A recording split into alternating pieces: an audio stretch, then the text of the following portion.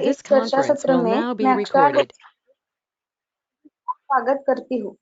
इस व्याख्यान की शुरुआत हम धन्वंतरि स्तवन से करेंगे।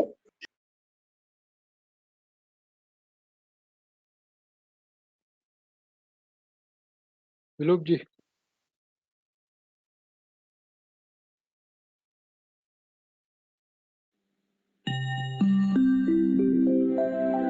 शंखं चक्रं जलौकां दधतमृतघटम् चारुदोर्भिश्चतुर्भिः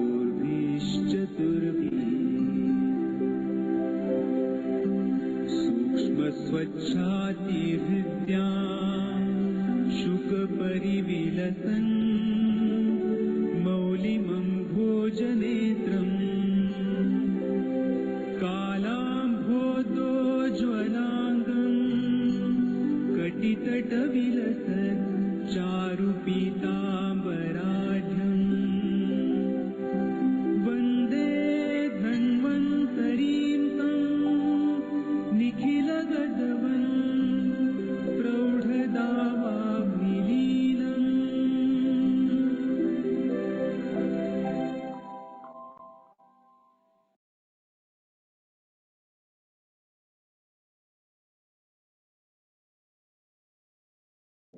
आज का व्याख्यान इस व्याख्यानमाला का 13वां पुष्प है।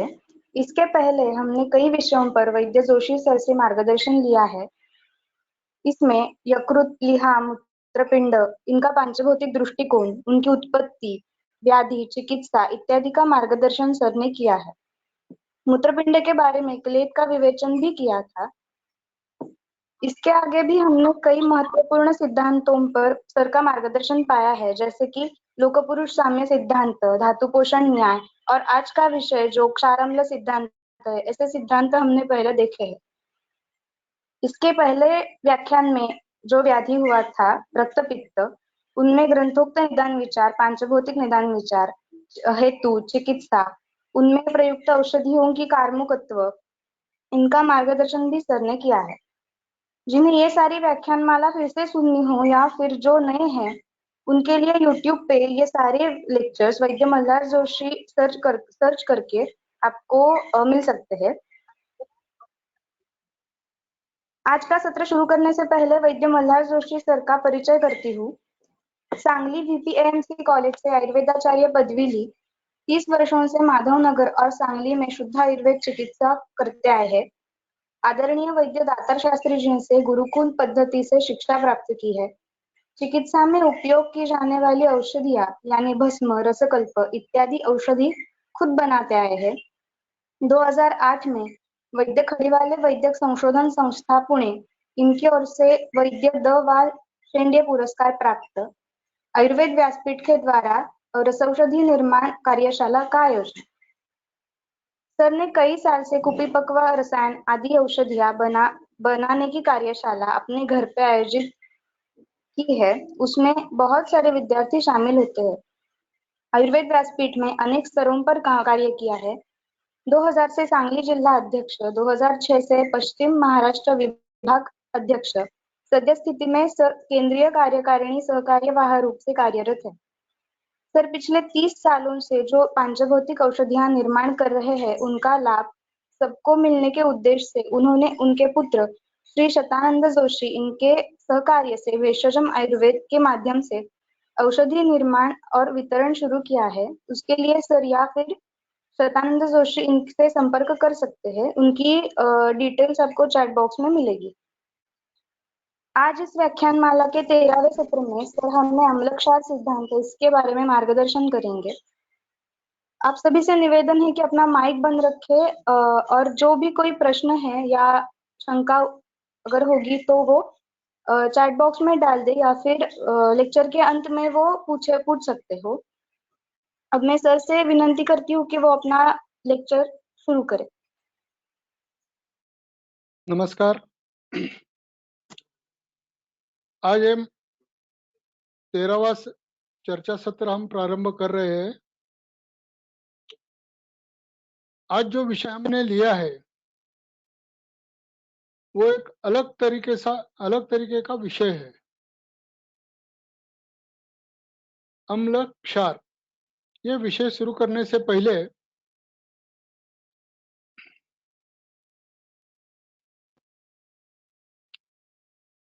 भगवान धन्वंतरी को वंदन करते हैं।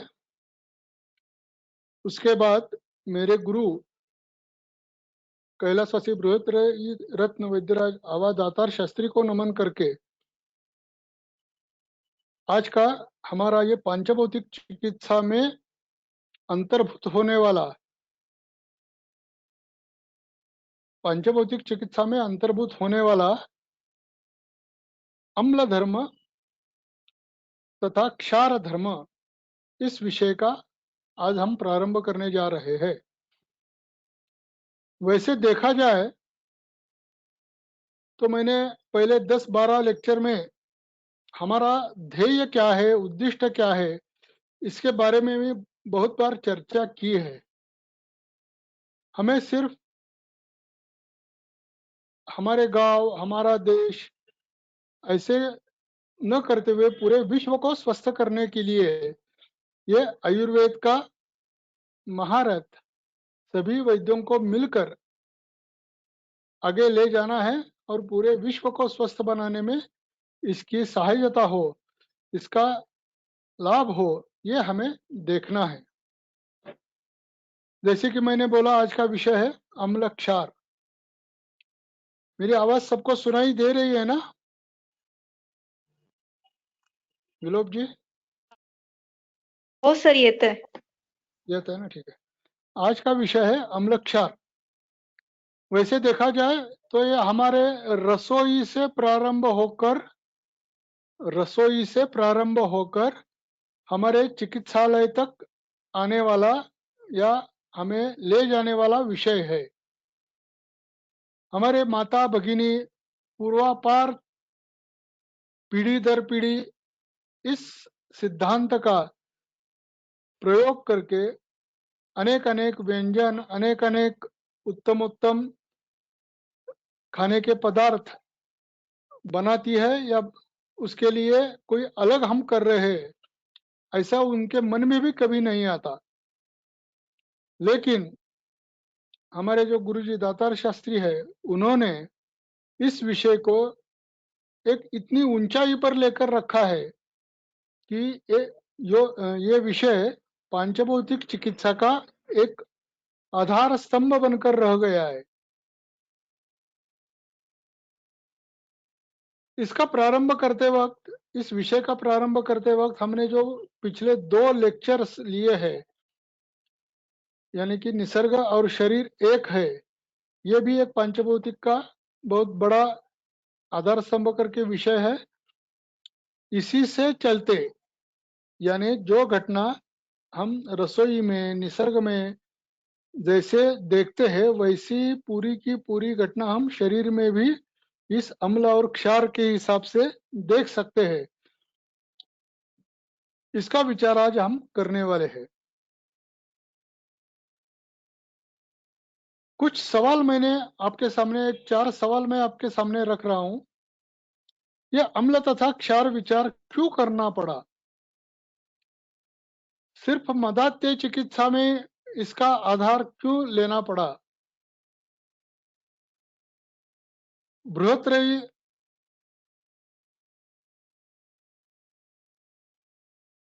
यह विचार बृहत्रयी ग्रंथों में इसका विचार कहाँ कहाँ आता है, इसके बारे में भी आज हम विचार करने वाले हैं।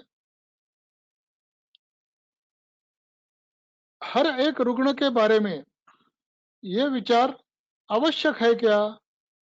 जो भी रुग्ण हमारे सामने आ जाता है, उसके बारे में हम यही विचार करके ही आगे जाए, या कुछ अलग तरीके से विचार भी हम कर सकते हैं? इसकी भी चर्चा आज हम लेक्चर में करने वाले हैं।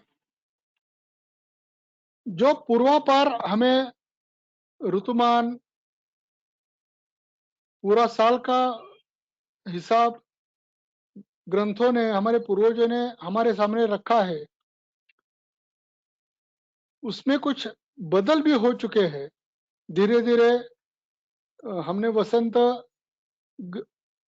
जो ऋतु, वसंत, ग्रीष्म, वर्षा, शरद, हेमंत आदि जो ऋतु हमने ग्रंथों से सीखे हैं, पढ़े हैं, अब उसको उसी के हिसाब से या उसके जो महीने हमें बताए गए हैं, मास हमें बताए गए हैं, वही आज जैसे पहले थे आज वैसे की वैसे लागू नहीं हो रहे, उसमें भी थोड़ा आगे पीछे हो रहा है। अब हमें उसका भी विचार करना पड़ेगा।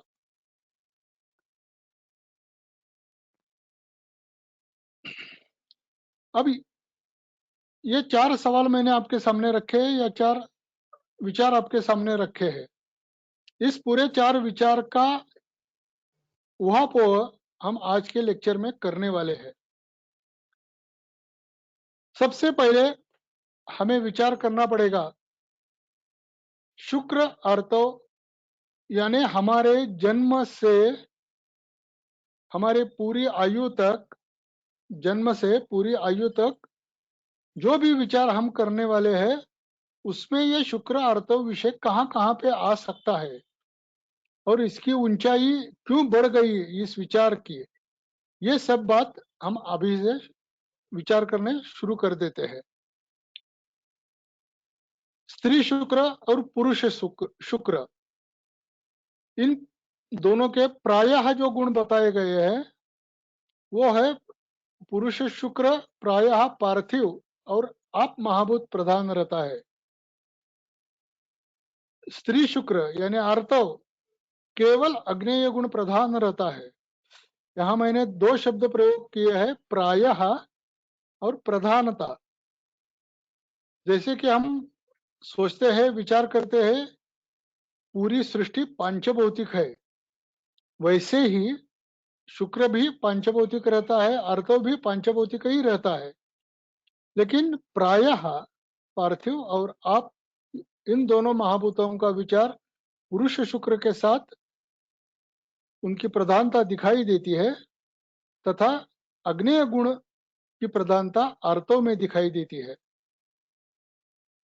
ये इसमें भी एक पॉजिटिव निगेटिव जो चुंबकीय क्षेत्र हम बोलते हैं, वैसे ही ये पार्थिव और आप और अग्नेय गुण एक दूसरे से बहुत विरोधी गुण है, लेकिन उनका संयोगवश एक अच्छा सुदृढ़ गर्भ स्थापना होने के लिए इन तीनों को गति के नियंत्रण करने के लिए वायु का और अवकाश निर्माण करने के लिए आकाश का, ऐसे पांचभौतिक तत्वों का ही गुणधर्म, पांचभौतिक तत्वों के गुणधर्म ही गर्भ संस्थापना के लिए आवश्यक रहेंगे। तो बीज दोष कैसे निर्माण होते हैं? यदि पार्थिव और आप ऐसे और अग्नेय गुण ये सब अच्छी तरह से दोनों में हो, पुरुष में और स्त्री में, और उनके हिसाब से जो गर्भ संभव होगा वो अच्छा ही होना चाहिए। लेकिन हम व्यवहार में कुछ अलग ही देखते हैं। पुरुष शुक्र यदि उसमें पार्थिव और आप महाभूत का प्राधान्य रहता है, फिर भी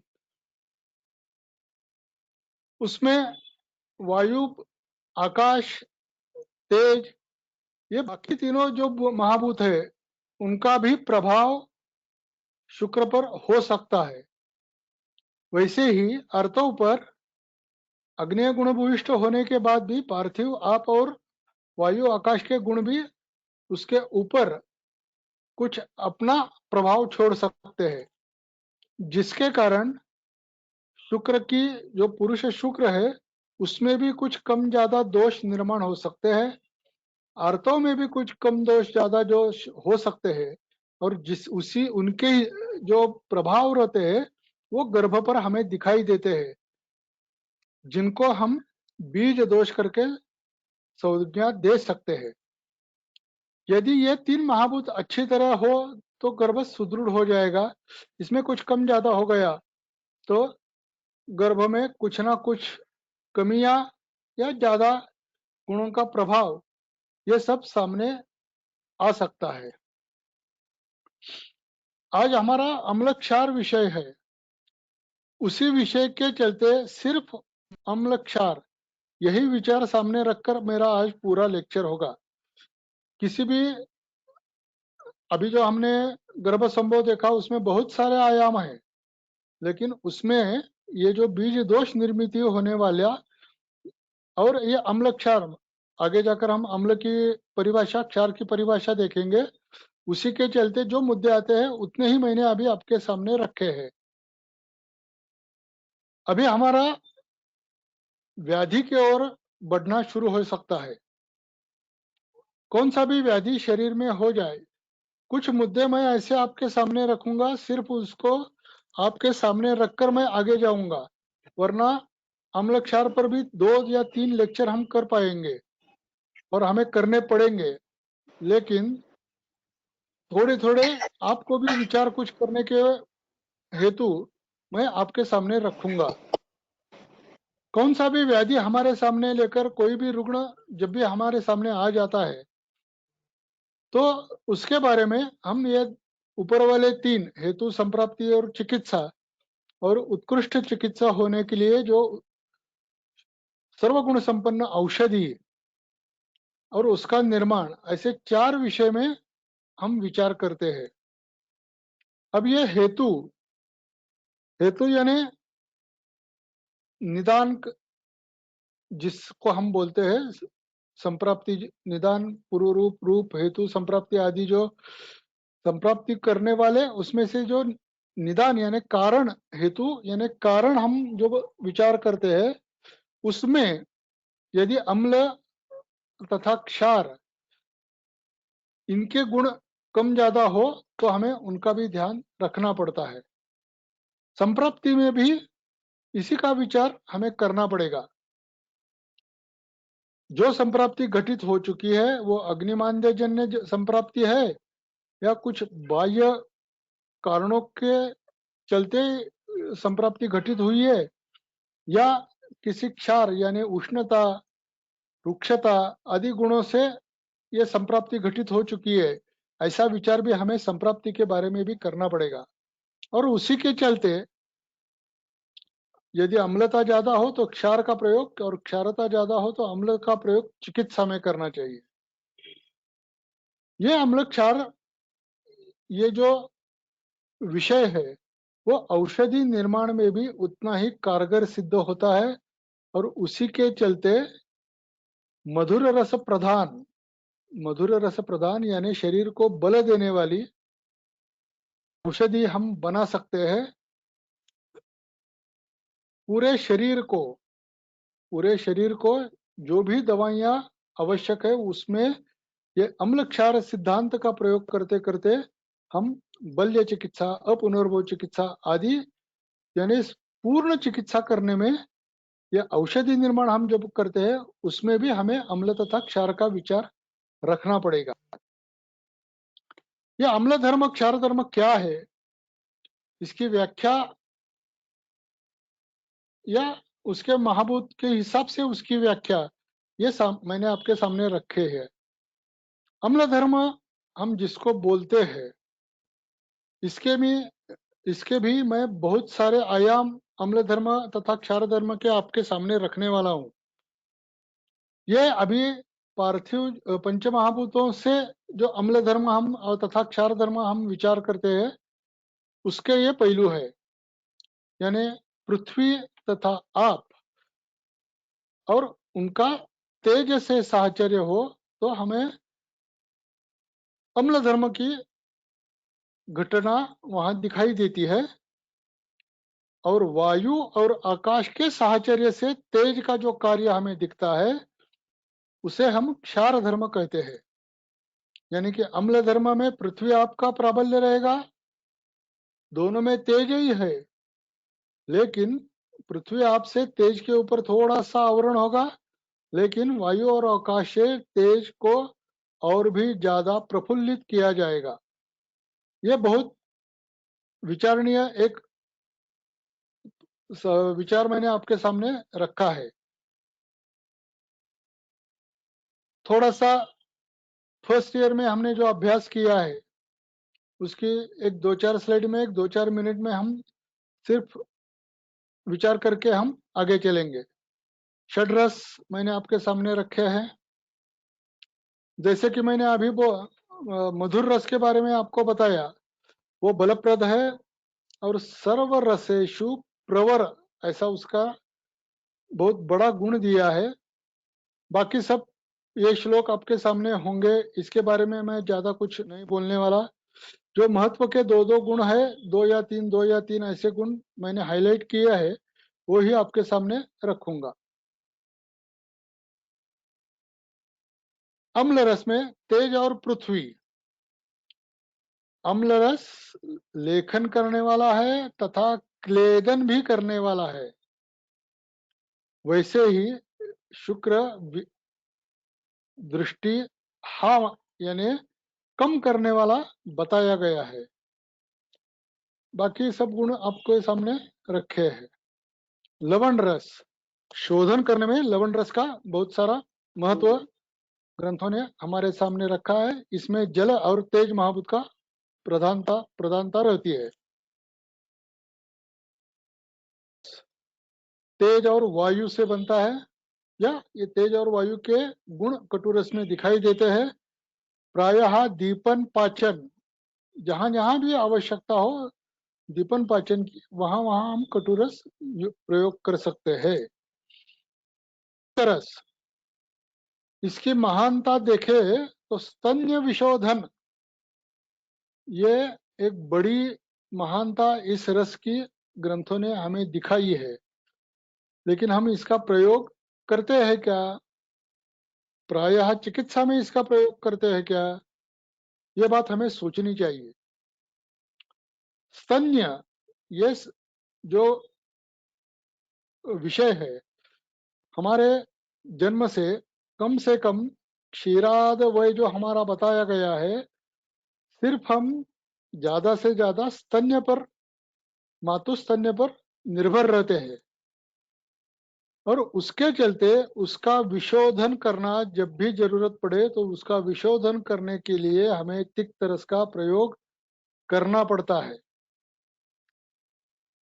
तिक्त रस देते हुए हमारे मन में ही शंका आ जाती है कि माँ का दूध कहीं कड़वा तो नहीं हो जाएगा। लेकिन ग्रंथों के हिसाब से आकाश वायु महाभूत प्रधानता रहने के कारण ये तिक्त रस तन्य विशोधन करके बताया गया है, और उसका लाभ हमें रुग्णों के ऊपर दिखाई भी देता है। हम आगे चलते हैं।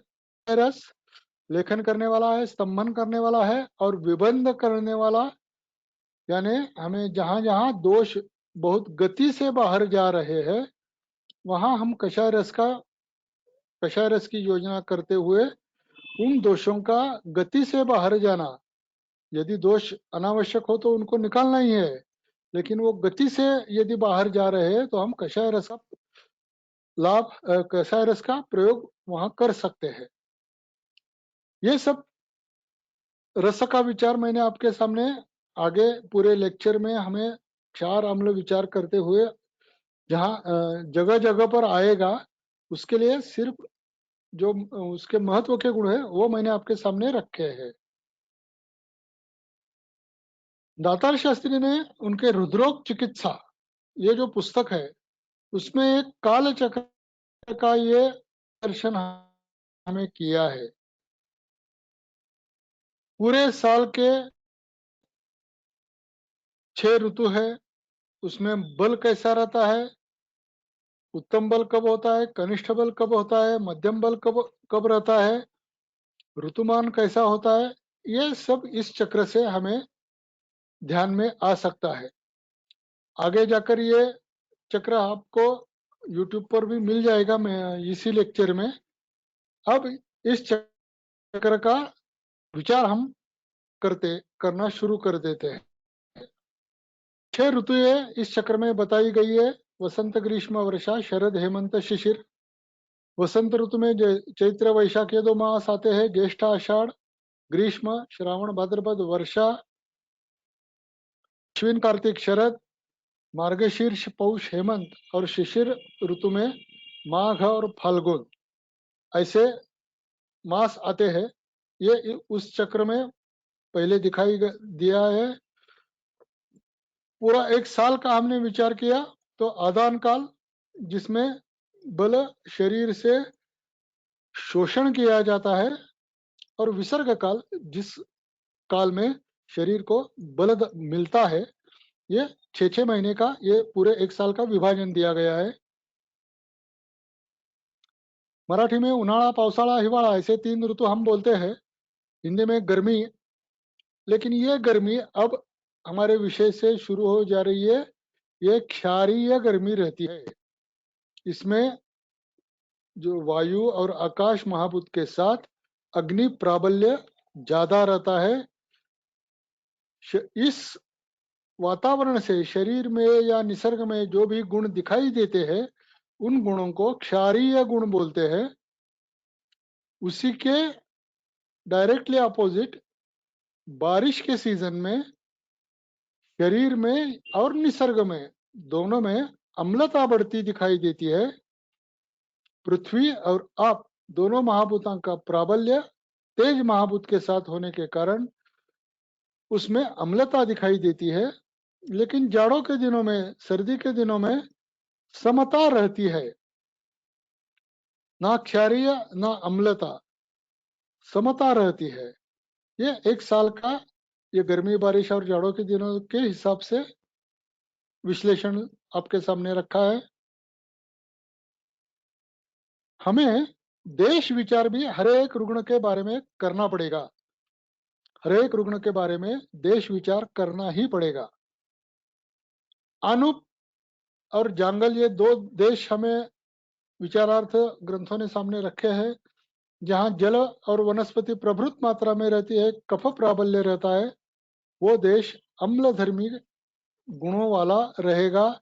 या किसी का जन्म और बाल्यावस्था या प्रौढ़ावस्था आने तक यदि उसका रहन सहन अनूप देश में हुआ, तो वो प्रकृति अम्लधर्मी प्रकृति करके हम उसको बुला सकेंगे।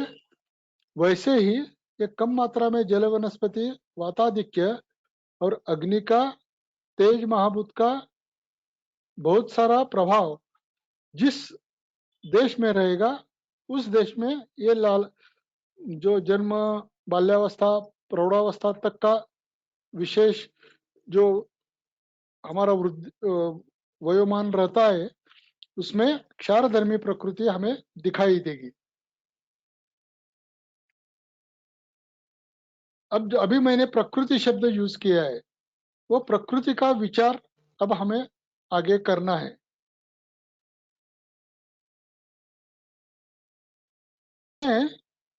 प्रकृति विचार में भी मैं खासकर यहाँ ज्यादा इसको महत्व दे रहा हूँ। मैंने प्रकृति के हिसाब से बारे में भी 4 तरह के प्रयोग अच्छी तरह से रुग्णों के ऊपर किए हैं। और इस 4 प्रकार की प्रकृति का यदि हमारे मन में पूरा ख्याल हमेशा रहेगा, तो रुग्ण का निदान, उसका संप्राप्ति, उसकी चिकित्सा करने में हमें 2 या 3 सेकंड भी समय अच्छी तरह से पूरा हो सकेगा। इसके लिए मैंने ये 4 प्रकृति के विचार आपके सामने रखे हैं। सबसे पहले है मासानुमासिक जन्म। अभी इसमें अम्ल प्रकृति का विचार मैंने पहले रखा है। अम्ल यानी आपको अभी सबको मालूम पड़ चुका है, पृथ्वी, आप, साहचर्य, तेज। जन्म होने के लिए जो हमारे लिए गर्भस्थापना माँ के शरीर में होगी, उसके महीने यदि जून, जुलाई, अगस्त, सितंबर ऐसे होते हैं, तो मैंने प्रारंभ करते ही आपको बता दिया है कि अभी ये 4 महीने ऐसे ही हम नहीं ले सकेंगे। कुछ देश के हिसाब से, कुछ काल के हिसाब से इसमें थोड़ा आगे पीछे हो जाएगा, लेकिन प्रायः ये जो विषय, हमें एक विषय पूर्ण करना है, तो प्रायः करके ये 4 जो महीने मैंने आपके सामने रखे हैं, और वो उनको गर्भस्थापना मास ऐसा टाइटल दिया है। यदि किसी भी व्यक्ति के लिए गर्भस्थापना जून जुलाई अगस्त सितंबर में हो गई तो उनका जन्म फरवरी मार्च अप्रैल मई ऐसे 4 महीनों में उनके 9 महीने पूर्ण होने के बाद का जन्म महीना ऊपर वाले 4 महीने आ जाएंगे। ये 4 महीनों में यदि हमें जन्म बर्थ डेट रुग्ण की मिल गई तो हमें डायरेक्टली उसका जन्म प्रकृति का वर्णन अम्लधर्मी हम कर सकेंगे।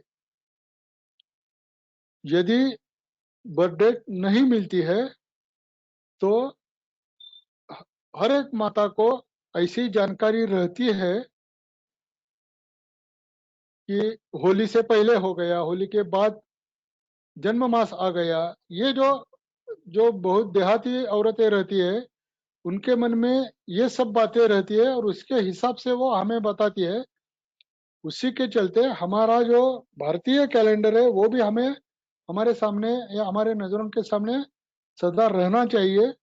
उसी के चलते हम जन्म प्रकृति अम्ल हो इसके लिए जून जुलाई अगस्त सितंबर में गर्भस्थापना हो गई है, ये बात ज्यादा से ज्यादा उसके ऊपर स्ट्रेस करके जो भी हमारे सामने रुग्ण आया है उसकी अम्ल प्रकृति हम तय करेंगे। उसके बाद आती है इसके लिए जन्म गर्भस्थापना मास है फरवरी मार्च अप्रैल में। इसमें वायु आकाश और तेज महाभूत के प्रभाव से गर्भ के ऊपर पूरे लक्षण क्षारधर्मी हमें दिखाई देंगे और उसका जब जन्म होगा तो उसकी जन्म प्रकृति हम क्षार प्रकृति है ऐसा हम सोच लेंगे। उसके लिए ये जन्म मास का भी गणित आपके सामने रखा है, गर्भस्थापना का मास भी मैंने आपके सामने रखा है। और तीसरी जो प्रकृति है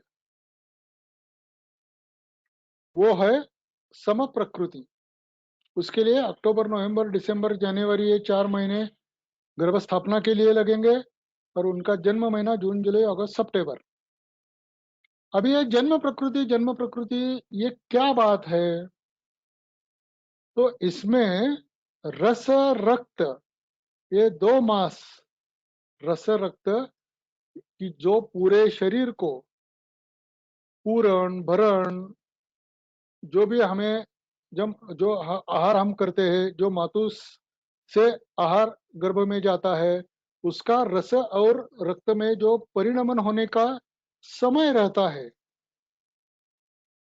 उसके ये महीने जो हमने आपके सामने रखे हैं उस महीने में जो भी निसर्ग का रूप होगा उसका प्रभाव वो रस रक्त धातु के ऊपर भी रहेगा, क्योंकि हमने पहले ही देखा है निसर्ग और शरीर एक है। निसर्ग में जो भी घटना होगी उसका प्रभाव गर्भ में भी होगा और उसकी जन्म प्रकृति हमें सम अम्ल तथा क्षार ये हम तय कर पाएंगे। अब आगे चलते हैं। हमने दूसरा प्रकार देखा है व्यवसाय जन्य प्रकृति। ये 3 प्रकार मैंने आपके सामने रखे हैं। अभी बहुत सारे जो वर्कर्स है जो नौकरदार वर्ग है या कुछ फैक्ट्री ऐसी होती है जिसमें रात को काम करना पड़ता है, उसमें भी कुछ फर्नेसेस रहते हैं। तीसरा प्रकार मैंने आपके सामने रखा है कि जो एक हमारे लेक्चर का एक महत्व का विषय भी होने वाला है आगे चलकर, ये धूप में बहुत सारा प्रवास जिनको करना पड़ता है उसकी ये क्षार प्रकृति रहती है। एक के हिस्से देखेंगे रात्रौ जागर पित्त वृद्धि तीक्ष्ण उष्ण गुणों से जो प्रकृति बन जाएगी वो क्षारधर्मी होगी। अब हम थोड़े आगे आ चुके हैं, व्यवसाय जन्य प्रकृति हम बोल रहे हैं, यानी हमारी बाल्यावस्था पूर्ण खत्म हो चुकी है। जब बाल्यावस्था में रुग्ण हमारे सामने आएगा तो हमें जन्म प्रकृति के हिसाब से ही उसका विचार करना पड़ेगा। अब व्यवसाय जन्य प्रकृति, पहले हम तो उसकी प्रकृति जन्म महीने से ही देखेंगे, उसका एक विचार हमारे मन में रखेंगे, लेकिन उसके साथ हमें इस प्रकृति का भी विचार करना आवश्यक रहेगा, क्योंकि ये जो निसर्ग के हिसाब से विरुद्ध जाकर हम हमारा उदर निर्वाह हो सके, इसके लिए जो व्यवसाय करते हैं उसके हिसाब से शरीर के ऊपर जो परिणाम होंगे वो क्षारधर्मी परिणाम होंगे। यदि उसी के चलते कोई व्याधि हो गया हो तो उसका भी विचार हमें करना पड़ेगा। दूसरा प्रकार है भट्टी, हम जो बोलते हैं फर्नेसेस, उसके सदा सानिध्य से अग्नि और उसके ही साथ उष्ण तथा रुक्ष गुण ये भी शरीर में जाते रहेंगे। ये एक अलग तरीके से, ये रात्रो जागर वाली अलग तरीके से क्षार प्रकृति होगी, और अग्नि सानिध्य के कारण होने वाली भी अलग तरीके से क्षार प्रकृति हो जाएगी। अब तीसरा प्रकार ट्रेवलिंग, यानी आगे जाकर हम जिसके बारे में अध्वशोष करके एक पूरा लेक्चर लेने वाले हैं। एक पूरा लेक्चर हो सके इतना बड़ा ये सब्जेक्ट भी है। धूप में हम जब भी व्यवसाय के कारण प्रवास करते रहते हैं तो उस वक्त हमारे खान पान का, बाहर जो मिलता है घर का खाना मिलता है, वो समय पर असमय खाने से, और ये सूर्य की जो उष्ण तीक्ष्ण गुणों की शरीर में संचिति, ये एक अलग तरीके से क्षार प्रकृति, हमें इसका भी विचार करना पड़ेगा। हम आगे चलते हैं। व्यवसाय जन्य प्रकृति अम्ल, यानी अम्ल प्रकृति कैसे बन सकती है? सदोदित एसी में काम करने वाले, यानी हमें उस रुग्ण में पार्थिव और आप महाभूत का प्राबल्य हमेशा दिखाई देगा। जल सानिध्य में खेती करने वाले किसान भाई हमारे जो हमारे लिए अनाज उगाते हैं, उनका भी अम्लधर्मी व्यवसाय जन्य प्रकृति हो जाएगी। तथा आस्य सुखी स्वप्न सुखी, ये तो हमारे बहुत सारे व्याधियों का कारण है। यदि यह कारण व्यवसाय जन्य स्वरूप से हमारे सामने आ गया तो उस प्रकृति को हम अम्ल प्रकृति करके, व्यवसाय जन्य प्रकृति करके नामाभिधान दे सकेंगे। जैसे मैंने अभी बोला, किसान और एसी में पृथ्वी और महाभूत का अधिक्य हो जाएगा। अग्निमान्य जन्य संप्राप्ति, जो अम्ल संप्राप्ति जो मैंने अभी बताई है, वो अग्निमान्य जन्य अमोत्पत्ति से प्रारंभ हो जाएगी। पूरे शरीर में दोषों की संचिति हो जाती है और उसके बाद व्याधि निर्मिति हो सकती है, हो जाती है। यहाँ फिर मैं एक बार बताता हूँ, जन्म प्रकृति के साथ ये व्यवसाय जन्य प्रकृति को हमें मिलाना है और वैसा विचार करना है। अब इस यदि जन्म और व्यवसाय जन्य ऐसे दोनों प्रकृति का विचार करने के बाद हमें मन में आ गया कि ये नहीं ठीक है, ये अम्ल प्रधानता होने वाली अभी जन्म प्रकृति और व्यवसाय प्रकृति, तो हम उसमें क्षारधर्मी औषधियों का प्रयोग कर सकेंगे। और यदि वो क्षार प्रधानता उसमें होती है तो अम्लधर्मी औषधियों का प्रयोग हम कर सकते हैं। अभी जो मैं बता रहा हूं उसमें किसी के मन में तुरंत एक शंका आ सकती है, जन्म प्रकृति अम्ल है और व्यवसाय जन्य प्रकृति यदि क्षार हो गई तो उसमें हमें चिकित्सा विचार कैसा करना पड़ेगा?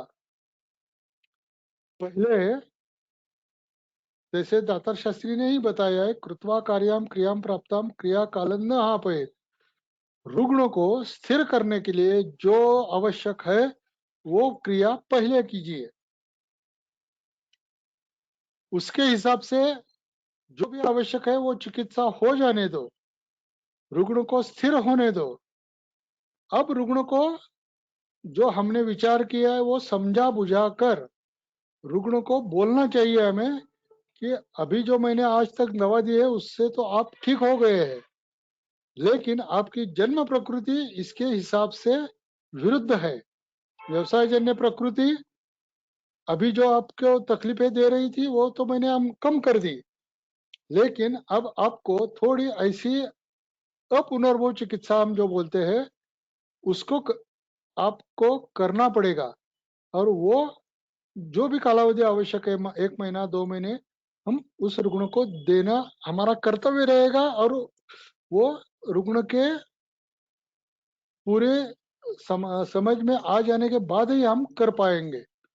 यानी कि वो रुग्ण हमारा या हम उस रुग्ण के फैमिली डॉक्टर होने चाहिए, तभी जाकर वो हमारा कुछ सुन पाएगा। इतना हमारा रुग्ण और वैद्य का नाता जो अच्छा होता है वही उसी जगह हम ये कर पाएंगे। ठीक है, अब आगे चलते हैं। तीसरा प्रकार, व्यसनोद्भव प्रकृति। अभी जन्म प्रकृति, उसके साथ व्यवसायजन्य प्रकृति, और ये तीसरा प्रकार हमारे सामने आ गया, ये अम्ल मध्य के गुण हम आगे देखेंगे। प्रायः जो व्यसनाधीनता जिसको हम बोलते हैं उसमें आम संचिति, गर्विश निर्मिति और अम्लता बढ़ना, ये 3 विषय हमारे सामने आ जाते हैं। तो व्यसनों जो प्रकृति रहेगी उसके लिए हमें अम्ल प्रवृत्ति या अम्ल प्रकृति का विचार, और उसके हिसाब से क्षारधर्मी औषधि योजना। यदि जन्म प्रकृति क्षार हो फिर भी ये जो व्यसनाधीनता के कारण अम्लता बढ़ गई है उसका प्रभाव कम करने के लिए हमें इस अम्लता का प्रभाव कम करने के लिए कुछ क्षारधर्मी दवाइयां देनी पड़ेगी। ठीक है, ग्रंथों ने भी इसको अम्ल बोला है, ग्रंथों ने भी इसको अम्ल बोला है। इतना ये अम्लता शरीर में निर्माण करने वाला मद्य या कोई भी जो व्यसन है, हम रुग्ण के प्रश्न परीक्षा से या रुग्ण के शरीर को आने वाले गंध से, हम जो गंध परीक्षा बोलते हैं, उसी के चलते भी हम ये हमारे समझ में ये आ जाएगा कि इसको हमें कौन सी चिकित्सा देनी है।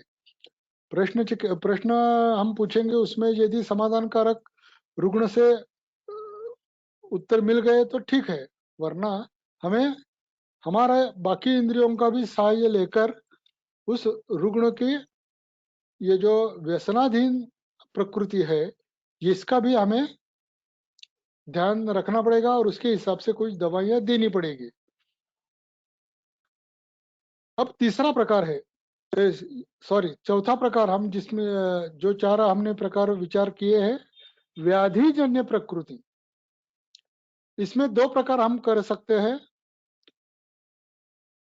अग्निमांद्य आमजन्य संप्राप्ति को हम अम्ल प्रकृति, व्याधि की प्रकृति बोलेंगे, जिसमें शरीर में उष्णता निर्माण होकर उस उष्णता का शरीर के ऊपर प्रभाव दिखने लगेगा। या ऐसे जो व्याधि है, ज्वर है, जीर्ण ज्वर है, कामला है, विषम ज्वर आदि, इसके प्रभाव से शरीर के जो प्रकृति बदल जाती है उसको हम क्षारधर्मी प्रकृति बोलेंगे। इसमें कोई अट्टहास ऐसा नहीं है कि ये जो 4 प्रकार है वो एकल प्रकार हमें दिखाई दे। प्रायः हमें शुरुआत करनी होगी जन्म प्रकृति से, लेकिन आगे जो ये मैंने व्यवसायजन्य, व्यसनजन्य और ये व्याधिजन्य प्रकृति का विचार आपके सामने रखा है, इसका हमें ध्यान रखना है। इसी के चलते यही प्रकृति है ऐसा मेरा कोई दावा भी नहीं है और ऐसा मैं बोलना भी नहीं चाहता हूँ। दातार शास्त्री ने जो प्रकृति बताई है वो जन्मजन्य प्रकृति, जन्म मासजन्य प्रकृति, इसी के चलते ये अम्ल क्षार विचार हम कर सकते हैं। लेकिन जैसे मैंने अभी ये बाकी 3 प्रकार आपके सामने रखे हैं, उनका भी विचार हम हर एक रुग्ण के बारे में कर पाएंगे। मेरे ख्याल से हमने 9-10 को लेक्चर का प्रारंभ किया था। अब यहाँ तक का जो मैंने अम्ल तथा क्षार का विचार आपके सामने रखा है वो हमें पूरी संप्राप्ति हमारे सामने व्याधि की, रुग्ण के प्रकृति की पूरी तरह से हमारे सामने आ जाएगी। इतना विचार तो मैंने आपके सामने रखा है। अब आगे जाके हमारा सबसे महत्वपूर्ण विषय रहता है चिकित्सा सूत्र। चिकित्सा कोई भी कर सकता है, लेकिन चिकित्सा सूत्र जो अच्छी तरह से समझ ले और उसका विचार सबसे पहले हमारे सामने लाने की जिसको आदत है, वही चिकित्सा में अच्छी तरह से सफल होता है। हर एक रुग्ण के बारे में चिकित्सा सूत्र हम जितने जल्दी तय कर पाएंगे, उतने ही जल्दी हमारा उस रुग्ण के बारे में जो भी दायित्व है वो ठीक तरह से अच्छा तरह से हम कर पाएंगे। अब चिकित्सा सूत्र में भी हम प्रायः प्रारंभ करेंगे तो अभ्यंगम नित्यम आचरेत। आप बोलेंगे ये बात कहाँ आती है? अभ्यंगम नित्यम आचरेत ये भी हमारी स्वस्थ वृत्त में दी गई एक अच्छी आदत है और इससे शरीर में संचित होने वाले बहुत सारे दोष हम निकाल बाहर कर सकते हैं। लेकिन इसका वर्णन दातार शास्त्री के ग्रंथों में कहाँ आता है, तो उसके बारे में अब आगे देखेंगे। अम्लधर्मी उष्णता, अम्लधर्मी उष्णता शरीर में संचित हो तो उसको कम करने के लिए नारिकेल का तेल, आकाश वायु महाभूत प्रधान और तिल तेल, ये पाचन गुण प्रधान, ऐसे दो अभ्यंग तेल के स्वरूप में हम शरीर पर लगा सकेंगे और उससे अभ्यंग कर पाएंगे। इसमें थोड़ा कम ज्यादा हो सकता है, जैसे ही महाभूत के हिसाब से मैंने आपके सामने रखा है। तिल तेल का पाचन गुण होने के कारण तिल तेल का नाम आपके सामने रखा है। हर एक को इसमें कोई अनेक सारे बदल करने का, नारिकेल तेल को अनेक द्रव्यों से भावित करने का, सबको सब, लेकिन उसका विचार ये होना चाहिए, सूत्र ऐसा होना चाहिए। ये अम्लधर्मी के बारे में हो गया। अब क्षार हो तो तीन या चार प्रकार के नींबू रस के दो प्रकार दातार शास्त्री जी ने बताए हैं। 7-8 साल के जो बच्चे, 7-8 साल तक के बच्चे, इनमें हम क्षारधर्मी उष्णता कम करने के लिए हरिद्रा सिद्ध तेल का प्रयोग कर सकते हैं। अभी आगे जाकर जो एक बहुत बड़ा या 2-4 लेक्चर लेने वाला हमारा जो विषय रहेगा गोबर कांजिणा, उसमें गोबर कांजिणा होने के कारण शरीर में जो उष्णता रहेगी उसको कम करने के लिए अमल की सिद्ध तेल, ये जो तेल मैं बता रहा हूँ वो तेल कौन सा होना चाहिए, इसके लिए भावित करना। हम यदि मूंगफली का तेल ले लिया हमने, नारिकेल तेल ले लिया, फिर भी उसको यदि हरिद्रा की भावना दी, अमल की भावना दी, तो उनके गुण वो तेल लेगा और शरीर में कार्य अच्छी तरह से कर पाएगा। जब भी दोषों का अस्थि धातु गामित हो गया हो, ऐसे हमारे समझ में आ जाता है, तो हम नींबू रस भावित तेल का प्रयोग अभ्यंग के लिए कर सकते हैं या करेंगे।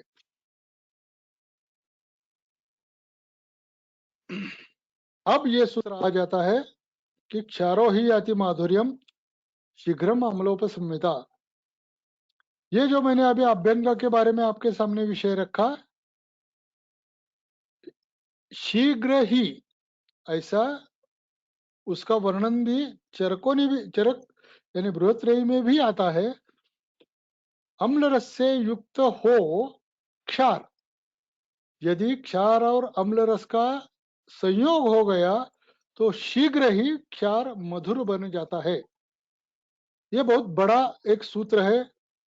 इसी के चलते ये अम्ल धर्म और क्षार धर्म की चर्चा हम आज पूरे अभी कम से कम 40-45 मिनट तक कर पाए हैं।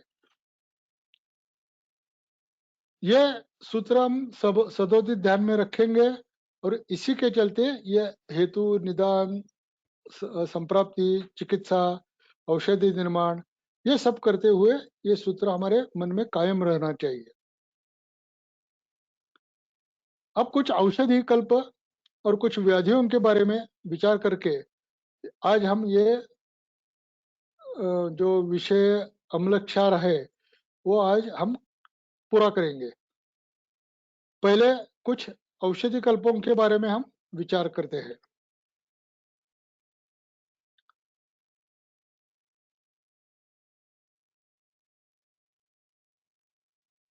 क्षरणात् क्षारः, क्षार धर्म की जो हमने पहले देखा है या पहले पहले बोला भी है कि व्याख्या भी हम देखने वाले हैं। जो क्षरण करने वाला है उसको हम क्षार कहेंगे, और ये क्षरण करने वाला गुण जिसमें होगा उसे हम क्षारधर्मी औषधि बताएंगे, या हम उसके बारे में ऐसा विचार करेंगे। ये बृहत्रयी में आने वाला ही विडंगादि क्षार एक कल्प है। प्लिहोदर, इस इसके प्लिहोदर में चिकित्सा के हेतु ये कल्प बताया गया है।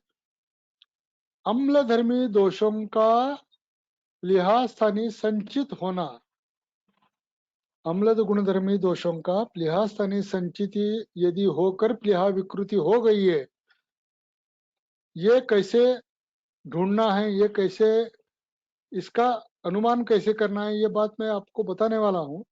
लेकिन अभी ये अम्लक्षार प्रकरण पूर्ण कर देते हैं।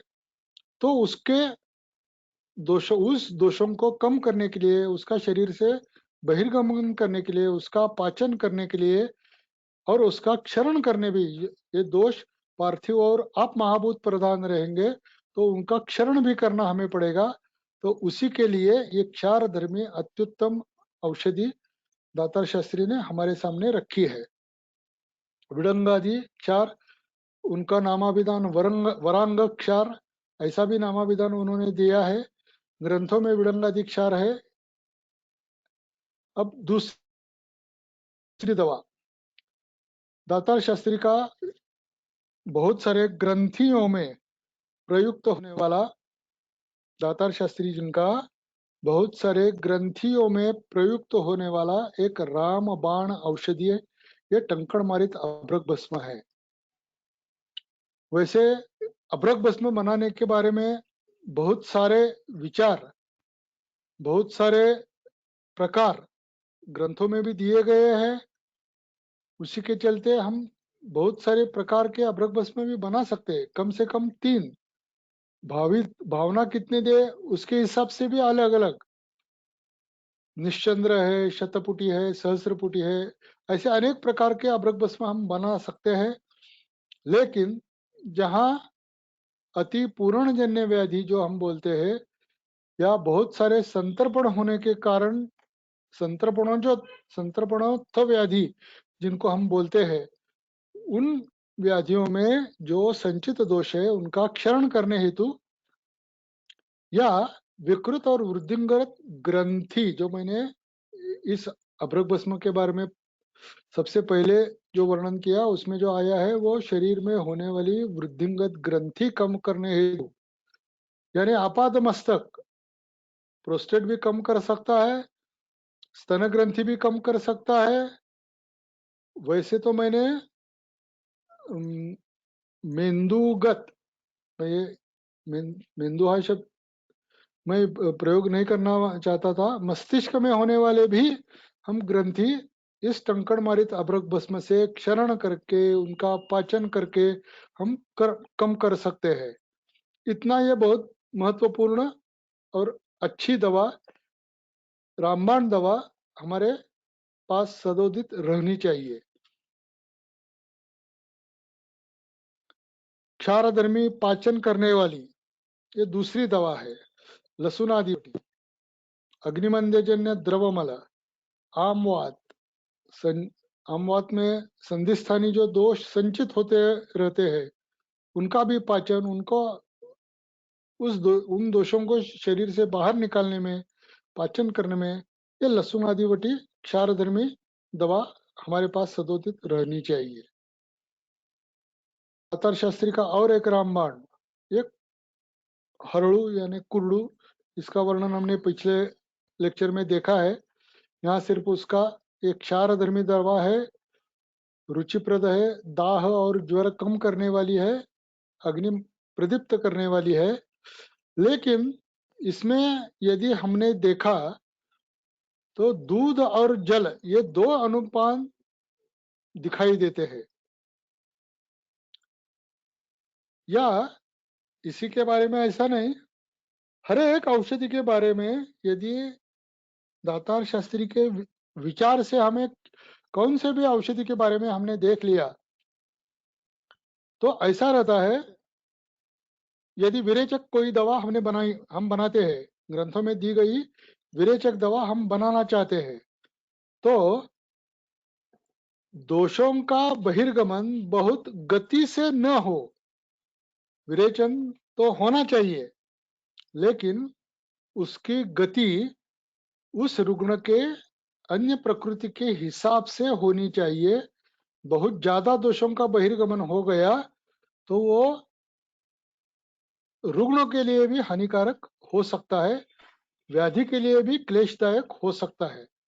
इसके लिए दोषों का बहिर्गम तो होना चाहिए, लेकिन उसके ऊपर थोड़ा सा संशमन यानी उसके गति में कुछ न कुछ तो अड़े आना चाहिए। ऐसी भी दवा उस औषधि का जो कल्प ग्रंथों में बताया जाता है उसमें रहती ही है। मैं रहती ही है ऐसा बोल रहा हूँ, यानी कि हर एक द्रव्यों में, हर एक कल्प में ऐसी एक ना एक दवा तो ग्रंथोकारों ने हमें सूचित करके दी है। सिर्फ हमें उसका आकलन करना चाहिए और आकलन होना चाहिए हमें। इसी के चलते ये क्षारधर्मी दवा शरीर में बहुत सारा क्षारधर्म न बढ़ाए, इसी के लिए अनुपान में दूध तथा जल दोनों का प्रयोग हम कर सकते हैं, जिसके कारण पाचन तो करो हो जाए, लेकिन उसका ये जो ज्वरहरी, दाह, रुचि करने वाला, अग्नि बढ़ाने वाला ये गुण भी वैसे के वैसे शरीर में दिखाई दे, लेकिन इनका प्रकोप भी न हो जाए। ये बात ये अनुपान में हम दे सकते हैं और कर सकते हैं। ये एक वैशेज्य रत्नावली में आने वाला पाठ है। वैसे तो इसका नाम पथ्याद्यम चूर्ण ऐसे वैशेज्य रत्नावली में दिया है, अमवात चिकित्सा में दिया है।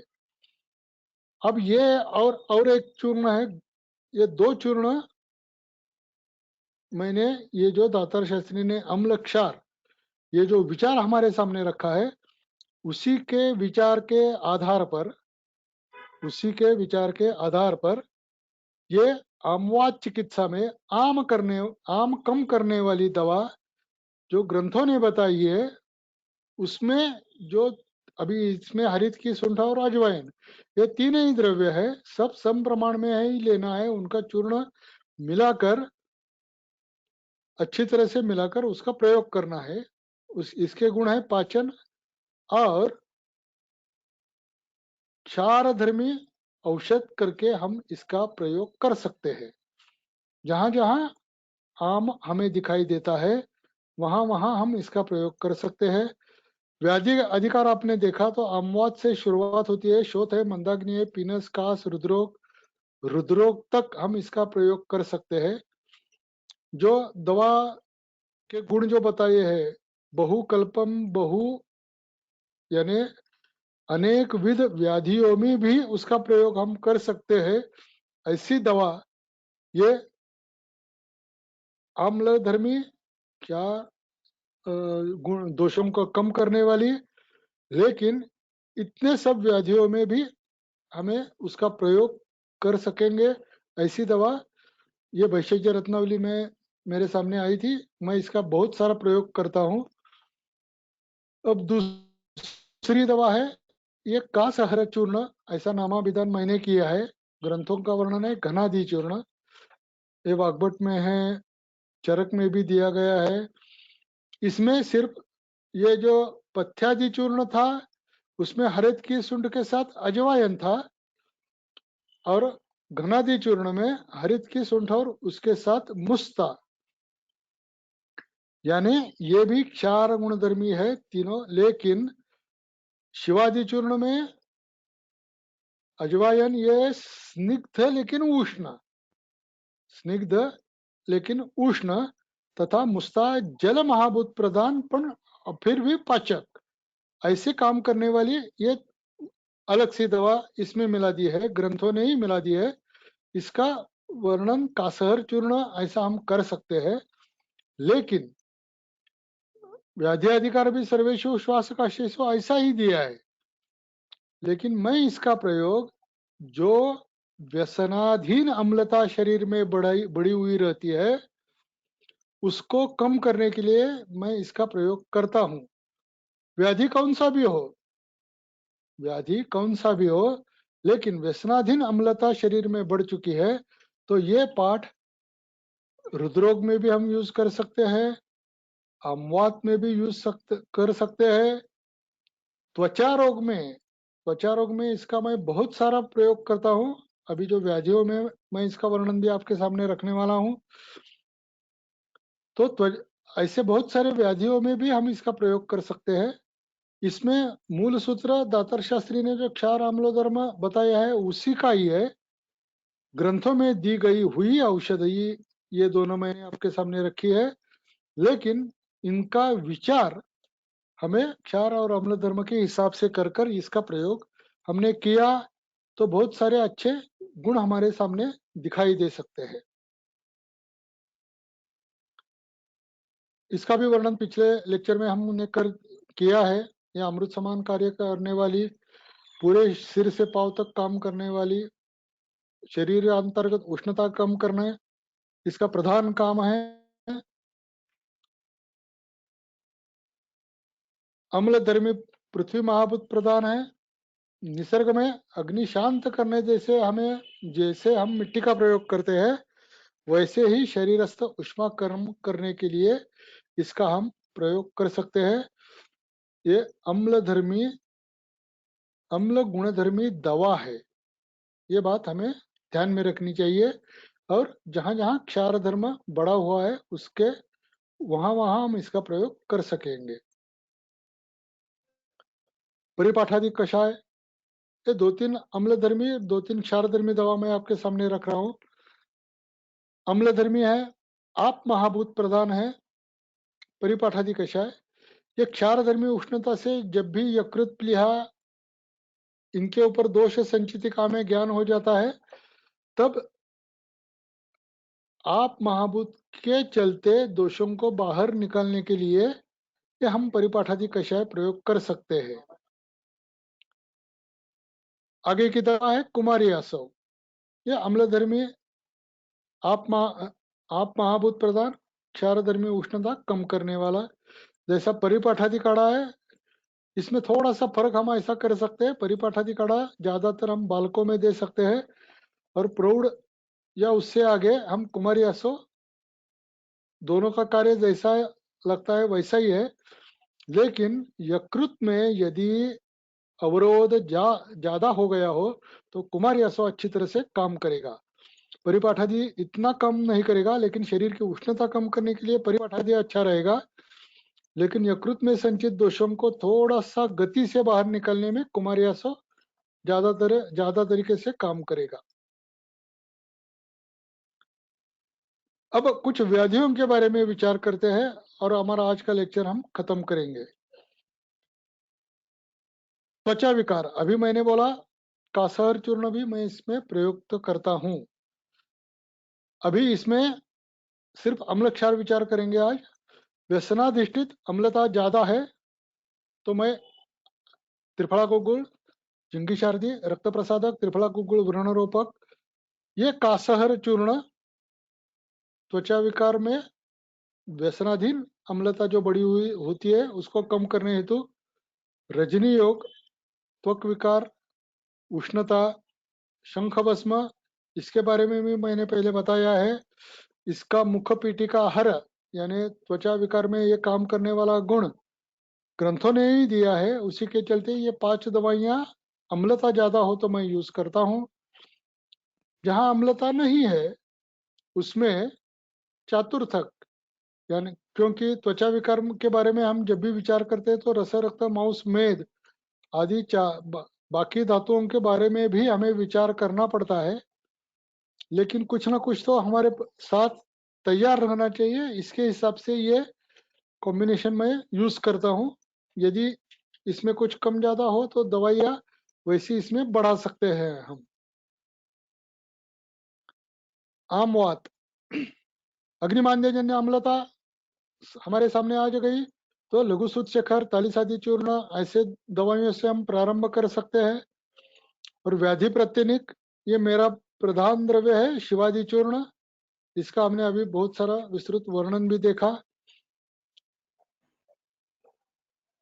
70-80 साल के उम्र के रुग्ण जो पूरे बेड में चले गए हैं, उनका शरीर पूरी वक्रता प्राप्त कर चुका है, इतना आम उनके शरीर में संचित हो गया है, ऐसे बहुत सारे पेशेंट ये शिवादि चूर्ण ने उनको पूरे बेड से बाहर आने का, पहले घर में इधर उधर घूमने का, अभी वो रुग्ण पूरे गांव में भी घूम सकते हैं। इतना फर्क हमें इस शिवाजी चूर्ण से मिल सकता है। अमवात में भी इतना ही हमें गुण इस शिवाजी की चूर्ण के साथ लिया हुआ है। आगे का व्याधि है प्रमेह। इसमें भी हम हेतु कौन सा है, अम्लधर्मी हेतु है या क्षारधर्मी हेतु है? इसमें जन्म प्रकृति, व्यवसाय प्रकृति, व्याधि प्रकृति, कुछ व्यसनाधीनता है, ये सब विचार करने के बाद ही प्रमेह हम अच्छी तरीके से आगे भी प्रमेह के बारे में हम जब सोचेंगे, वो संतर्पणोत्तर है, अपतर्पणोत्तर है, जो भी हम प्रधान औषधि हम देने वाले हैं उसमें पूरा विचार करके ही देंगे। लेकिन यदि अम्लधर्मी गुण ज्यादा है तो रक्तपाचक, क्षारधर्मी गुण ज्यादा है तो चातुर्थक। ये चिकित्सा पूरी चिकित्सा नहीं है। प्रमेय के बारे में बहुत सारे विचार करने पड़ते हैं, लेकिन अम्ल धर्म क्षार धर्म में जो विचार हम विचार कर रहे हैं उसके हिसाब से ये दो दवाइयां का हम विचार कर सकते हैं। श्वास व्याधि, इसमें भी क्षार धर्म है या अम्ल धर्म कारण है, ये हमें सोचना पड़ेगा।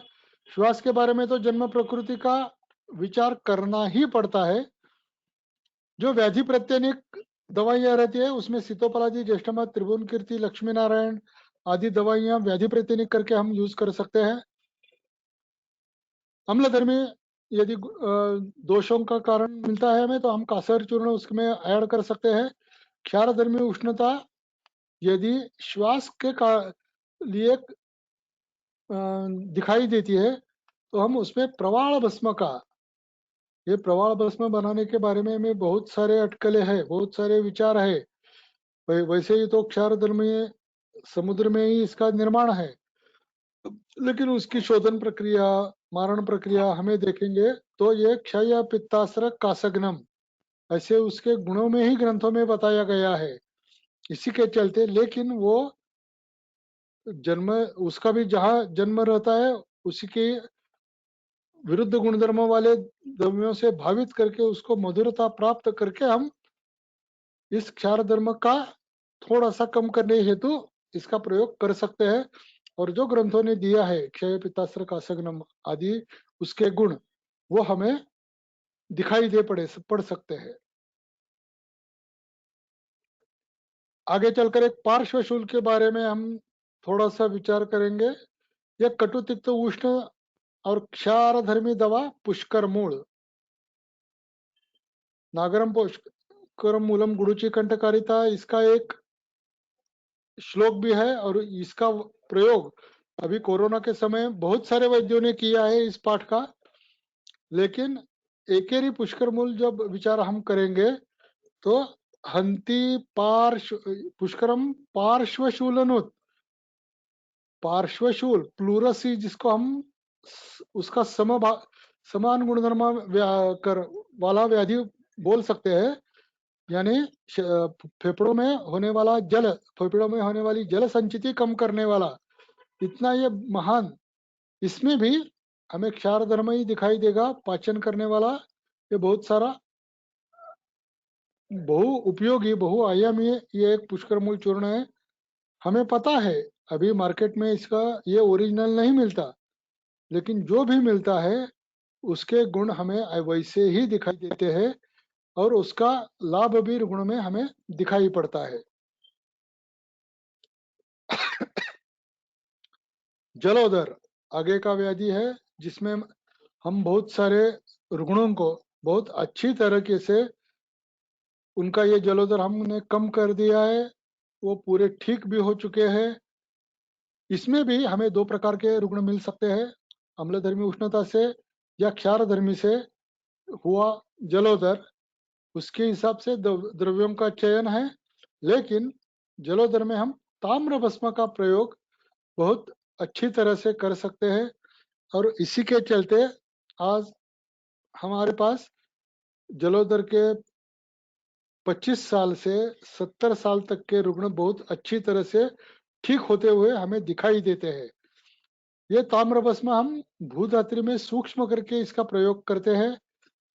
रुग्णों को बहुत सारा अच्छा लाभ भी इसके होता है और ताम्र भस्म के जो विषारी गुणधर्म जो ग्रंथों में बताया है वो इसमें नहीं दिखाई पड़ते।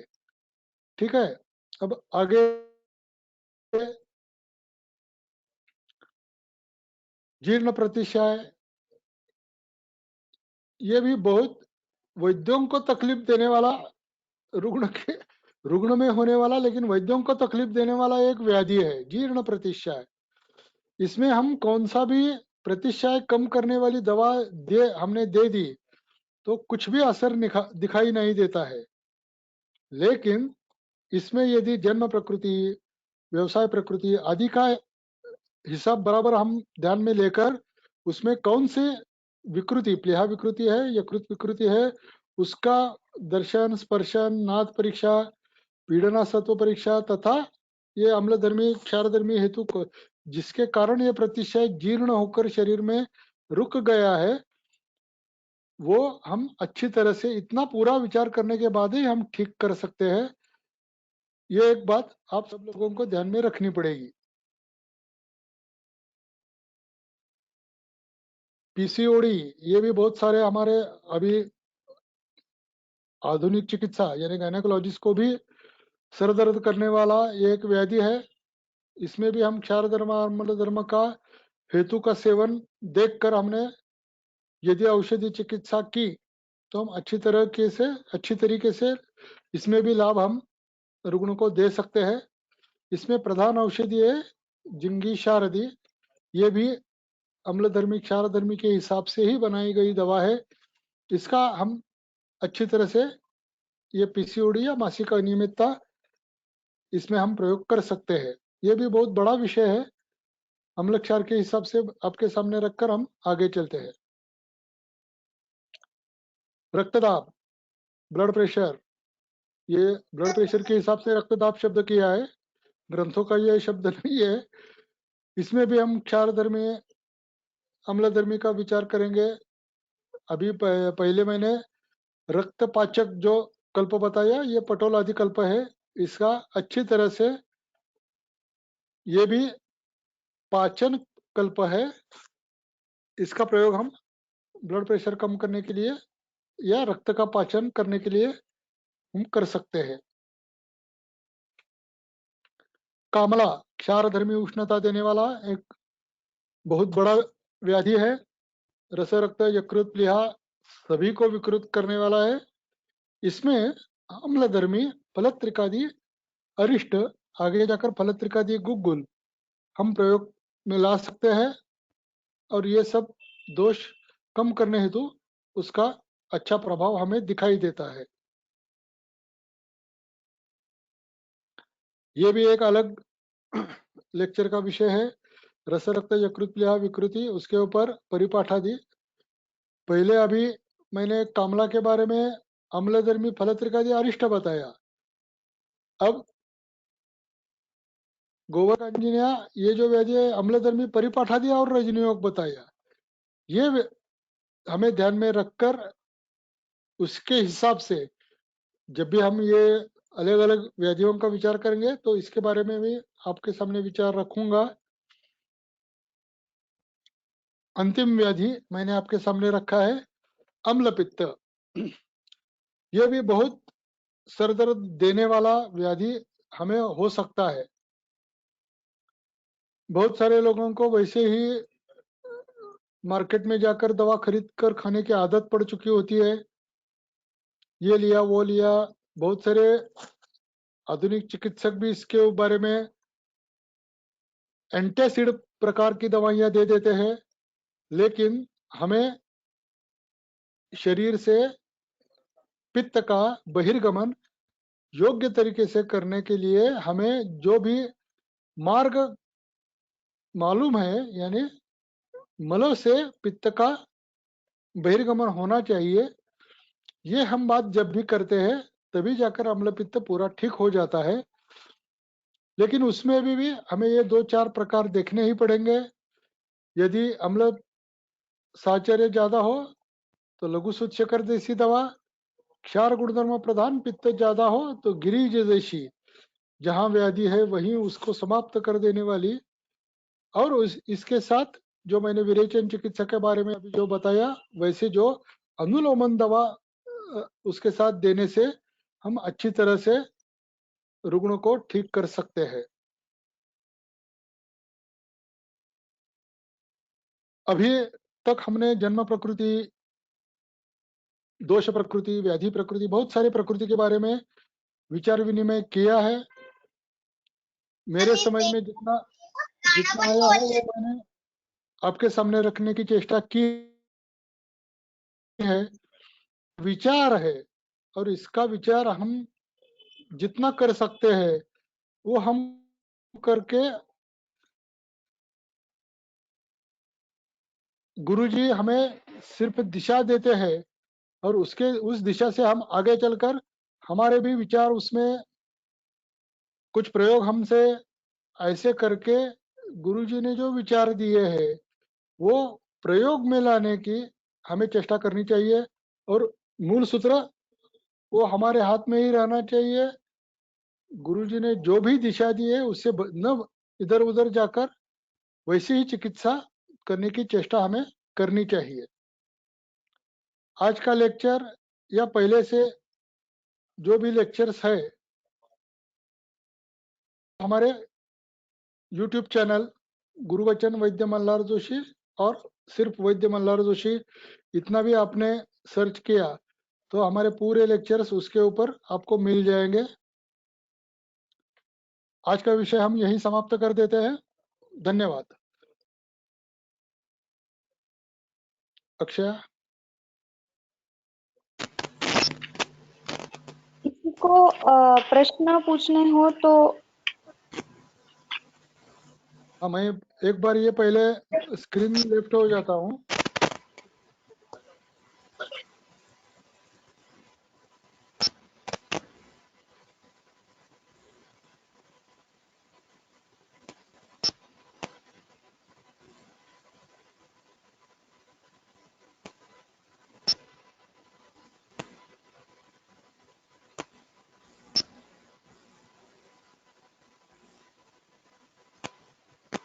चैट बॉक्स में बहुत सारे लोगों ने,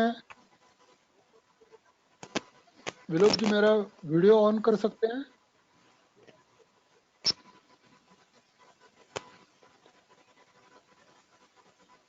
विलोक जी,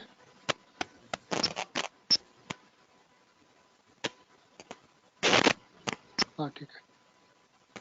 किसी को कुछ इसके बारे में, सिर्फ आज जो भी प्रश्न होंगे वो सिर्फ अम्लक्षार के बारे में ही होने चाहिए। किसी को पूछना है तो पूछ सकते हैं। चैट बॉक्स में कुछ भी 2-4 प्रश्न शायद किसी ने पूछे हैं। अक्षया, जया, हेलो। हाँ, चैट बॉक्स में कोई प्रश्न है? हाँ है सर।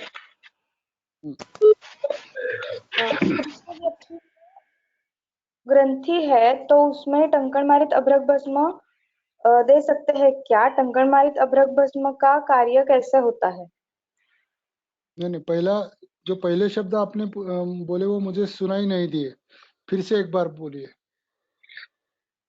कृश व्यक्ति में ग्रंथि हो ओके, तो उसमें टंकणमारित अभ्रक भस्म दे सकते हैं क्या? हाँ। हम कृश व्यक्ति का जब भी विचार करेंगे या कौन से भी व्याधि का या रुग्णों का हम जब भी विचार करेंगे तो क्षरण जहाँ करना पड़ेगा वहाँ क्षरण करने की जरूरत होगी तो वहाँ हम क्षरण करने के लिए दवा दे सकेंगे। लेकिन वो दवा देते वक्त मैंने जो 2-3 बार विचार आपके सामने रखा है, दोषों का बहिर्गमन, दोषों का पाचन इतना नहीं होना चाहिए कि वो रुग्ण के प्रकृति के ऊपर या रुग्ण के ऊपर ही हानिकारक हो जाए। यदि रुग्ण ठीक तरह से रसायन आदि द्रव्यों से हमने रुग्णों की जो बाकी प्रकृति रहती है वो हम ठीक तरह से संभाल सके तो टंकण मारित अभ्रक भस्म ग्रंथि कम करने के लिए हम दे सकते हैं। इसके लिए बाकी प्रकृति का पूरा विचार करके अनुपान क्या देना है ये हमें तय करना पड़ेगा। अनुपान देते वक्त हम मैं बहुत सारे रुग्णों में पानी के साथ टंकण मारित अभ्रक भस्म भी देता हूँ, शहद के साथ देता हूँ, त्रिफला गुग्गुल में मिलाकर दे देता हूँ, ऐसा विचार सीतोपलादी चूर्ण में मिलाकर दे देता हूँ। ऐसा विचार हमें करना पड़ेगा। कार्य तो क्षरण कार्य होना चाहिए लेकिन शरीर का क्षरण न हो, व्याधि का क्षरण हो, ये विचार ध्यान में रखकर वो करना पड़ेगा।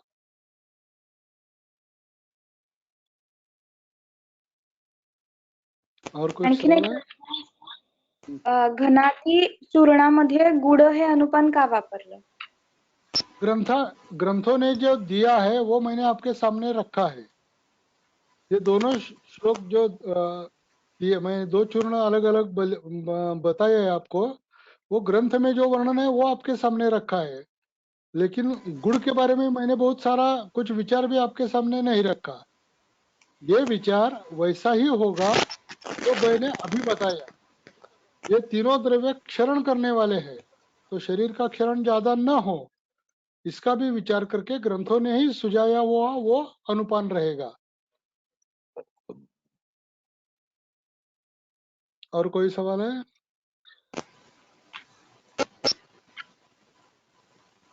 हेतूंमध्ये अम्लधर्मी आणि क्षारधर्मी विचार कसा करावा?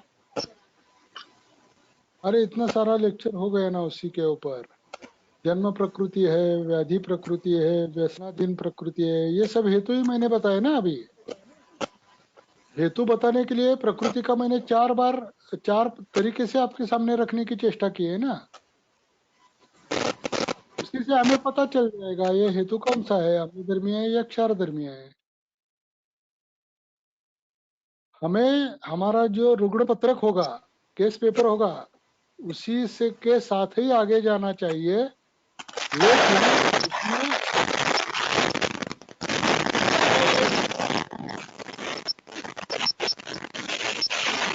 किसी ने ऑडियो, हाँ, उसी हमें जो हम जो केस पेपर बनाते हैं वो त्रिदोष पद्धति से ही बनाएंगे। लेकिन उसमें हमें ज्यादातर सुविधा हो, हमें ज्यादातर उस व्याधि का, उस रुग्ण का आकलन हो। इसके लिए ये जो सारे अभी पंचभौतिक दृष्टिकोण मैं आपके सामने रख रहा हूँ, उनका आधार लेकर जल्दी ही रुग्ण को क्या हुआ है, कैसा हुआ है, ये सब हम ध्यान में ले सकते हैं। ठीक है, मेरे हिसाब से अभी 10:30 बज चुके हैं। हमारी जो सर समय था हमारा, हाँ सर मेरे 2 क्वेश्चन थे चैट बॉक्स में। और सर जो आप वातज पिटिका हो, जैसे वातज पिटिका होगी कृष्णवर्णी और छोटी होगी जिसमें क्लेद नहीं होगा, तो उसमें कौन से कल्प यूज कर सकते हैं? नहीं लेकिन उसका क्षार धर्म अम्ल धर्म कुछ विचार किया है या एक आप अलग तरीके से प्रश्न पूछ रही है? सर अलग तरीके से पूछ रही हूँ। तो मेरे व्हाट्सएप पर भेज दीजिए, मैं उसका वर्णन कर दूंगा आपके लिए। ठीक है। हाँ, और ओके दूसरा सर। क्वेश्चन और है आप जिंगी शारदी का भी पूरा मुझे वर्णन थोड़ा एक बार हो प्रश्न था। पूरा नहीं नहीं पूरा वर्णन पिछले लेक्चर में हो चुका है। यदि आपको वीडियो में वो ठीक तरह से समझ नहीं आया वो भी आप मेरे व्हाट्सएप पर भेज दीजिए। ओके सर, ठीक है। Okay sir, thank you sir. तर माझा एक प्रश्न होता. हाँ बोला की तर उभयात्मक प्रकृती जी आपण सांगतो तर त्याचा संप्राप्तीच्या दृष्टिकोनातून कसा विचार करायचा आणि चिकित्सेच्या दृष्टिकोनातून म्हणजे जेव्हा आम्ल आहे तेव्हा क्षार किंवा क्षार आहे तेव्हा आम्ल पण जेव्हा उभयात्मक असेल तेव्हा काय विचार असेल त्याबद्दल सांगा. उभयात्मक याचा अर्थ सम आहे ती बरोबर.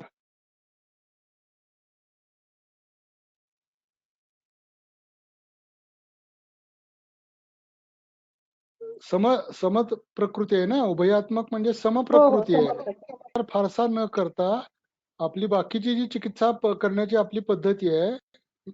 उदर परीक्षण आहे, नाद परीक्षा हं, आहे, पीडनासत्व ओके. आहे, प्रश्न हं, परीक्षा आपण विचारात घेतो.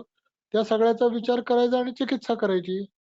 फक्त आपल्या डोक्यात अच्छा. पक्क पाहिजे इथं आम्ल धर्म क्षार धर्म विचारात घ्यायचा नाहीये. बर. हे डोक्यात तर पक्क संप्राप्ती ठेवून घडताना पण ती उभयात्मकच घडते का अशा प्रकृतीमध्ये? नाही घडणार. तसं कसं घडेल? काही ना काहीतरी कारण मी यत्र यत्र धुमः तत्र तत्र वह्निः किंवा उलट अच्छा. ज्या अर्थी वन्नी तिथे दिसतोय त्या अर्थी सॉरी धूम जिथं त्या अर्थी दिसतोय त्या अर्थी खाली वन्नी पेटलेला असणार आहे. जर व्याधीजन्य मी म्हणतोच आहे ना. माझा शब्द फक्त वापरायचा राहिला की क्षारधर्मी आम्लधर्मी मी हे बोललो जन्म प्रकृती असेल आणि व्याधी जर त्याच्या विरोधात झाला असेल तसंच सम प्रकृतीवाल्या एखाद्या रुग्णाला त्याच्या व्यवसायानुसार एवढे 4 प्रकार प्रकृतीचे मांडायचं कारणच ते आहे ना. ओके. हा. व्यवसायाच्या अनुषंगाने जर आम्लता निर्माण झाली तर त्या आम्लतेची चिकित्सा करावी लागेल. ओके. हा. व्यसनाधीनतेमुळे जर आम्लता वाढली तर त्या व्यसनाची चिकित्सा करावी लागेल. हे कासाहार ओके. चूर्ण इतकं जबरदस्त तयार झालेलं आहे. जर एखाद्या हं. मद्यपी रुग्णानं महिना 2 महिने 3 महिने 4 महिने जर हे खाल्लं तर अनेक जणांची मी छाती ठोकपणे सांगत नाही किंवा मी याची जाहिरातही करत नाही. मद्यपानाची सवय कमी कमी होत गेलेली आहे. आपल्याला याचा विकृत प्रचार अच्छा. करायचा नाहीये. इतकं शरीरात हे आमूलाग्र बदल करणारं औषध सापडलेलं आहे. ग्रंथांमधलंच आहे. हे काही मी शोधलंय वगैरे असा माझा अजिबात दावा नाहीये. ग्रंथांनी दिलेला आहे. दातार शास्त्रींचे विचार त्याला जोडले, ते लागू पडलं, वापरत गेलो. परिणाम त्याचे इथपर्यंत दिसलेले आहेत. आता ते तशा पद्धतीचे रुग्ण उगीचच माझ्याकडे यायला लागलेत. नाही तुम्ही दारू सोडवता आम्हाला औषध द्या. एका अर्थाने योग्य नाही आहे हे. पण एका अर्थानं आपण इथपर्यंत पोहोचू शकतो. हाही आपल्याला कॉन्फिडन्स या औषधाने मिळू शकतो. तर हा बोला की. प्रीमॅच्युअर डिलिव्हरी जर असेल आणि आजकाल बरेचदा ते LSCS किंवा काय म्हणतात टेस्ट ट्यूब बेबी वगैरे अशा प्रकारचे पण प्रयोग केले जातात. तर होय. अशा वेळेस आपण आम्लक्षारचा विचार कसा करायचा? नाही. सर्वप्रथम आपण प्रश्न परीक्षा करतोय. बरोबर? Sir Hindi please. ठीक है। हम इसमें जो भी विचार करते हमारे सामने जो भी बेबी आता है या कोई भी व्यक्ति आता है उसको हम प्रश्न परीक्षा में ये पूछ सकते हैं आपका जन्म या उसके माता पिता जो भी उसके साथ रहते हैं वो हमें तुरंत बता देते हैं कि ये टेस्ट ट्यूब बेबी है, इसका जन्म 7वें महीने में हुआ है। आगे बाकी सब बातें भी वो बताते रहते हैं, हमें वो पूछनी ही चाहिए। ऐसी एक बात हमारे सामने आ गई तो उससे पीछे हम 7 महीने जाएंगे, 8 महीने जाएंगे, 9 महीने जाएंगे तो हमारे उसके लिए जो गर्भस्थापना हो चुकी है वो मास हमारे सामने आ जाएगा। उसी के चलते वो हम बाकी सब गणित उसके सामने उस पेशेंट के लिए लगा देंगे। इसमें तकलीफ क्या है, अड़चन क्या है, ये मैं पूछ रहा हूँ। सर ये जो बाकी के जो एक्सटर्नल फैक्टर्स है वो प्रकृति निर्माण होने पर परिणाम कर सकते हैं क्या, आम्ल या क्षारीय? मतलब अपार्ट फ्रॉम जैसे प्रीमैच्योर डिलीवरी है तो जैसे हाँ। वो ओरिजिनल इस महीने में होने वाली अगर होंगी तो वो आम्ल में आ गई या फिर वो समधर्मी में आ गई, सम का अरे आम्ल में आ गया। तो ये आप गलती कर रही है। जन्म के हिसाब से हम प्रकृति नहीं तय कर रहे हैं। हम प्रकृति, मैंने जो 3 प्रकृति आपके जन्म प्रकृति के हिसाब से आपके सामने रखी थी, उसमें पहले मैं वर्णन करता रहा, गर्भ स्थापना कौन से महीने में घटित हो चुकी है, ये मैं पहले वर्णन करता रहा, और उसके ऊपर जन्म दिनांक उस महीने में आएंगे, ऐसा मैंने कहा।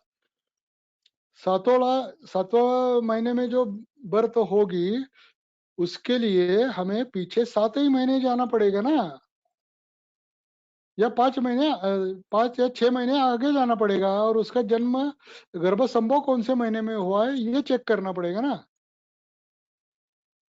ठीक है सर, ठीक है, समझ में आ गया सर। हाँ ठीक है, ठीक। चलो अच्छा, बहुत सारा समय हो चुका है आज का नमस्ते लेक्चर सर। हम थैंक यू यहीं- सर। हाँ नमस्ते नमस्कार। नमस्ते sir. Sir thank you sir. Okay okay. तर शीत पित्त उभयधर्मी प्रकृतीमध्ये ये जरा जरा एक्सप्लेन अभी व्हाट्सएप पे पूछिए, मैं आपको अच्छी तरह